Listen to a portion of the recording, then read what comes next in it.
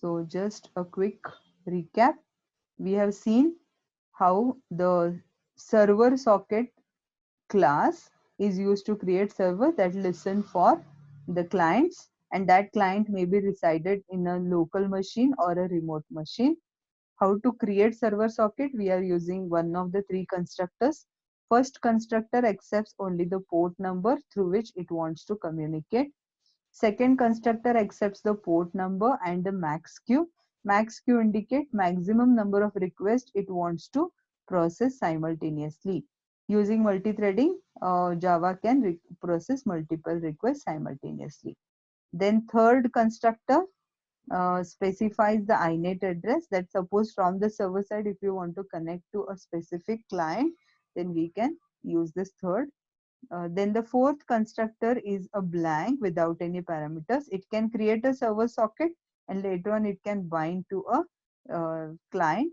So whenever client request come, it will just then it will try to bind. Anyways, now let us look at the instance method. There is first instance method called as get local port. It returns the port that the server socket is listening to. So simultaneously, server may listen to multiple ports also to process multiple requests. Then even it can listen to one port for multiple requests. So in that case, we want to know which port I'm using. Uh, Through the program, we can make use of get local port. In your textbook, now here you can see this type, part of information. I have changed the font because this information is not available in the textbook. In the textbook, they have given only the constructors. But as you all know that without using the methods, we can't process the program. So I have used this additional methods. But in theory exam, they may not ask it. It may be just for your information or knowledge purpose. So I've changed this font. So just for your understanding, you can study it. But exam point of view, this is not very important. Anyways, then there is a second method called as accept. This method is very important. It is used to accept the client connection. Without this, the server socket cannot connect to any of the client.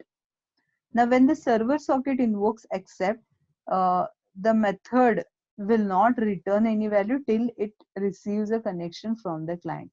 So first, it is something, as yesterday I was giving you a simple example of a shopkeeper. The shopkeeper has to open the shop. When it opens the shop, then only the customer will come. Similarly here, the server has to first start listening. That means it should keep itself open, and when it wants to show that I am open to accept the request, it should invoke the method accept. Fine. So then once the client comes, then it will connect to that. Fine. Then next is set to timeout. Now this accept, the server will keep on listening till a client comes. So till then it will keep on listening. Or there is another instance at which this listening will be stopped. Server socket will not endlessly go on listening. It will wait for a particular specific duration of time, and that duration we can set, and that is called as a timeout. So a server socket keeps on listening till it receives a request from the client or till the timeout occurs. So what is that timeout? There will be some default value for the timeout, or you can specify the timeout value by using set so timeout. Set so timeout is the method. Then next is bind. So when we have created a server socket blank like this without specifying any of the port, later on you can bind to a specific port using bind method. Fine. So now let us look at the program. This is your similar to your journal program, which you have already executed, a client program and a server program. It is the same, I mean similar to your networking program also. So let us quickly look at the logic of this program. What I have done to make you understand, I have first given the steps for creating the server socket. This is like algorithm of the program, and then I have actually given you the program code. So what is the steps to create a simple server program? So first the server has to, it is something like a shopkeeper, as the shopkeeper has to open the shop, then only the customer can connect. Similarly, a server socket has to first be created. You have to execute server program first, then the client can connect. So here you can see that first we are going to check the logic of the server socket. So the step is, first we have to open the server socket. That means we have to create the object of the server socket. Here I have created the server socket object by name SS server socket. So that's why the abbreviation SS is used. It is connected to the port 7777. As you can see that after some previous numbers, later on you can connect to any of the number. Then wait for the client request. As you all know, I was telling you that when the server will start listening by using the accept method. The moments, now here you have to understand very carefully. We make use of socket. Socket is the client socket at two instances. Fine. So let me just type here and show you, or I will just use the annotations and I'll show. Yeah. So as you can see here, there is server socket. Server socket is here. Now in the server socket will start listening. It will start listening. Then it will invoke the accept method. The moment, when will accept stop listening? When there will one particular client will come with a request, that time this server socket will stop listening. The moment it stops, so server socket's work is only to listen. What is the job of a server socket? Only to listen for a client. So because it only server socket can listen. Once the server finishes listening, that means once it gets a partner to talk to. So here you can see that there is a client socket, or it is simply called as a socket. So here is where you have a socket.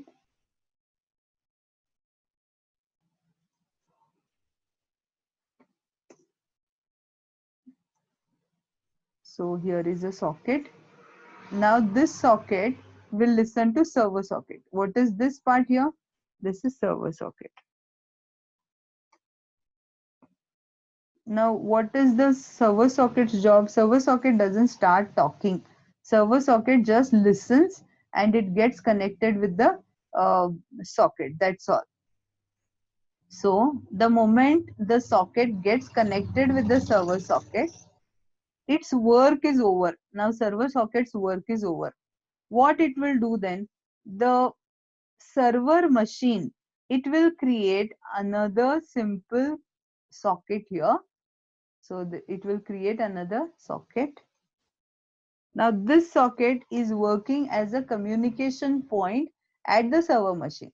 So don't think that the socket or the client socket exists only at the client side. It also exists at the server side. Because what is the job of a socket? To start communication. So when the server socket program, when the server socket at the server side, it will listen. But once the connection is established, who will start communicating with each other? The sockets which are present at the client as well as at the server. So this socket will talk to this socket. Like this, then the communication will take place between the two sockets. So can you see here? So who will talk to each other? The socket and the socket. But what is the difference between these sockets? This is a client socket right from the beginning. Here, this socket, which is actually a simple socket, but which is given rise, or which is representing the server socket. So from the server machine, who talks is actually a socket only. But we call it a server socket because it has emerged from the server socket. So with this brief, you can say introduction, here we will see the server socket object we have created, whose name is SS. Now this server socket is getting created with some port number 7777. This server socket will start listening, or it will wait for the request using the method accept. The accept will stop its work, it will stop listening only when it receives a request from the client. So from the client, when the request comes, suppose the client is S and it sends a request. That request is accepted by another socket which is resided at the server side. So this socket will communicate with the socket in the client program. Now, S is my socket which is actually responsible for communication. Remember, server socket's job is just to listen and get connected. After it has got connected, who will take over? The socket at the server side. Now, let us see how do we create output stream, because now listen here. Server is supposed to give. Giving means writing. Writing means creating the output stream. So what will server do? Server will just give out the information. So here we create a output stream object. Now this output stream object is actually the output stream coming from which socket? So who is this socket? The socket at the server side, who will get its output stream and it will give it to out. Now, using this output stream out, we are creating data output stream. You may wonder, why are we creating data output stream? Because data output stream has formatted input output methods. So when we want to show it on the screen, we want to make use of the methods which are there in data output stream. Only by output stream we may not be able to show. So what we have done, we have created one data output stream object whose name is DOS. Now this data output stream object is created by accepting the parameter of the output stream. So this out is represented here or sent here as a parameter. So the output stream which is connected with the sockets output stream, it will be given as parameter to DOS. So DOS indirectly it represents the output stream from the socket. Now what are we going to do using our data output stream object? We are going to write it on the screen. How are we going to write it on the screen? Using the method write bytes. Why write bytes? Because the client will accept or receive the information in the form of bytes. Fine. So what I'm going to write at the client machine, welcome to Java programming. And then I will close the socket at the server. So clear about this? Now let us see at the program. So this was just a algorithm. Actual program, we require to import two packages here. One is in IO package because we are using input stream and output stream. We also need to import .NET package because we are using networking classes. My class name is server demo which has main method. Here I am creating the object for server socket class and I am connecting it with the port 7777. Now initially when the server is ready, the shopkeeper is ready with the shop and he has opened it. So once it is ready, it is going to send a message called as server is ready. This is not required. It is just to make us understand whether the server is ready. Then I am giving a message here, server is ready. Now server will start listening. It will listen till when? Till it will get connected from the client. When it receives a client online with the same port number and with its now suppose this particular server socket is located in my machine.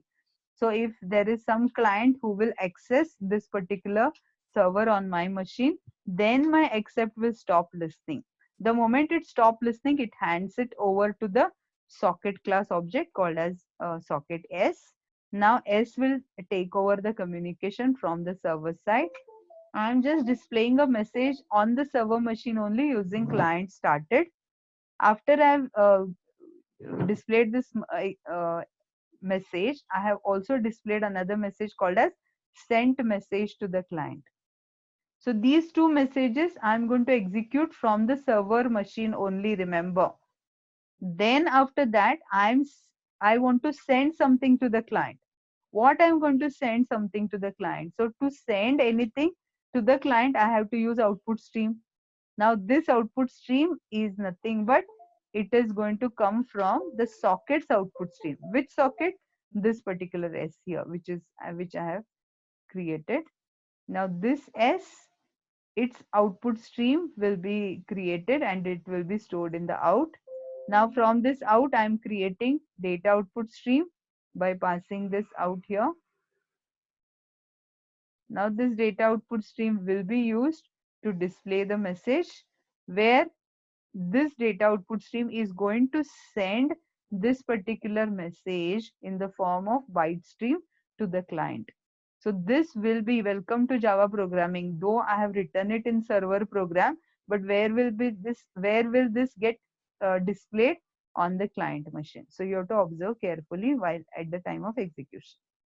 Then here I am closing my data output stream, I am closing my socket, and I am also closing server socket. So this was about the server side program. It should have parallelly the client side program also. So quickly let us look at the steps for creating client program. In client program, I need not require, I don't need server socket object. Here I use only the plain socket object which represents the client. So I create a socket with the same name as S. You can even give different names here. You can give S1 here and S2 here. Clear? This S is at the server side. This S is at the client side. Anyway, I'm just displaying you the algorithm here. So I'm creating a simple client object, client socket object. So its name is S. Now this is connecting to the local host. Now since both the client and the server I am using from my machine only. So this is my client program. From this client program, I want to create a socket which will connect to the server. Where is my server located? In the local host, in my machine only. So I have given here the address as localhost. Suppose if I want to connect to some other PC, I will just use its IP address and I will use the port number through which I want to communicate. So in the lab, we may demonstrate it by connecting it to different machine also. Right now, I'm connecting it to the same PC, which is called referred as localhost. Then to send the information or to receive the information from the client. Now, client is going to receive the information. So for receiving information, uh, I'm creating input stream object. Now this input stream is going to be actually from the sockets input stream. So you can see here. So this is sockets get input stream. From there, the connection will get established to the in. Now this input stream in I'm going to use as a parameter to create what? Data input stream. Why I'm doing all this? Because data input stream is the proper object or the proper class which has proper methods to send or receive. Now here this input stream, data input stream, I have created to receive the information from the server. How I'm going to receive? Using the method readLine. So readLine method will receive the information from the server, and that read information will be stored in a string variable called as msg, and then I'm going to display that. So this is the algorithm of the client program.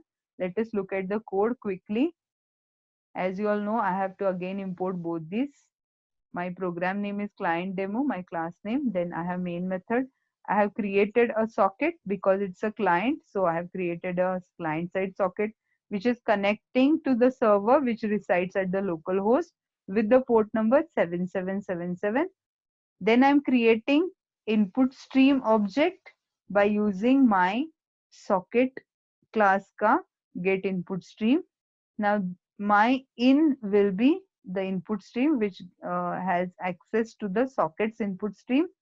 Now this in I'm passing it to data input stream because through data input streams method I'm going to receive information. Which method I'm using? ReadLine. So that read information will go to MSG. How am I printing that MSG? Using system.out.println along with the message server message is, and then I am attaching MSG. Now from where this MSG will come? From the server. Now let me show you. From the server, I am sending the information using my output stream. What information I'm sending? Welcome to Java programming. Now this will come to client using this read line. It will come into MSG, and here it will print the message. Server message is welcome to Java programming. Then I'm closing my input stream, and I'm also closing my socket. So how to execute this? So for that, I will just take you to my NetBeans. As you all know, here I have my client program. So my client, here I have created a socket with the local host, because my server is at the local host with the port 7777. I have created input stream using sockets get input stream. I have created data input stream to receive the information. I'm using read line method. In NetBeans, this read line will occur as striked one because it is the uh, old method. It was used in old method. Now there are alternatives. Then that will be stored in a message, and I am printing the message. Let us look at the server side program. Here I have the program called a server demo, which is creating server socket with the port 7777. Then I am printing a message, server is ready. Server will start listening to when it will receive a request from the client. How will it receive a request from the client? Let me open the client program again here. The moment the socket is trying to get created with connecting to the server, then what will happen? This server will receive that information and it will accept. Then it will hand it over for the communication to S object. Now from the server machine, I'm displaying a message, server connected and sent message to client. That's all. Server will stop displaying. Then it will send the message to the client using this output stream. What message it is going to send? Welcome to Java programming, and it will close. Now who should open the shop first? Who should start the communication? Server program. So what I will do, I will run the server first. Now server just says server is ready. It will not say send information to the client because client has to first get connected. So I'll go to client. I will run that. After I run that, you can see client immediately gets connected and it will see server messages welcome to Java programming. Actually, it has got this output stream, output window has got merged here. I want to take this, yeah, not here.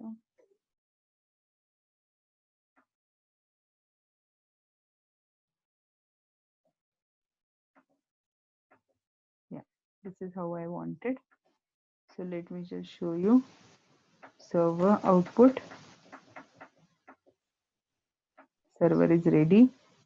Then I will show client output. Client immediately gets connected and it will say welcome to Java programming. Fine. So that server's connection created send message to client. We don't have option to see it here. If you run it at the command line, command prompt, using how you used to do in without NetBeans in third sem, if you execute this program, you'll be able to see even this connection created send message to client. When you execute this program there, you have to open two terminals, and then at both the terminals, you'll be able to see this message. Clear? I hope this program is clear. Now with this, we have completed all our journal programs. So this was our, I don't remember the number, but this was our one more networking journal program. So two programs based on networking. One was this client and server demo, and second was inet address, which I have already explained you how to get the IP address using inet address class. So these two programs were remaining from the journal. I think the write-up I have to still finalize and send you. I will send you within 2-3 days. Maybe I'll send you today itself. And then please complete the write-up. Printouts are already taken. They will be given to you once the college starts. We have to preserve the journal because this time there is going to be a lot of inspection. In fact, these videos and notes what we are sending, even that we are supposed to preserve and send. We are also preserving your attendance as some participants information through Zoom as proof. Fine, so I can preserve any of the attendance here. Anyways, so with this we have finished socket class. So tomorrow we are going to learn the remaining classes. So till then, if you have any doubts, you can drop your doubts in the chat box. I'll be able to answer that. Yes, so let's wind up with the class today. Fine. Anyone has a doubt?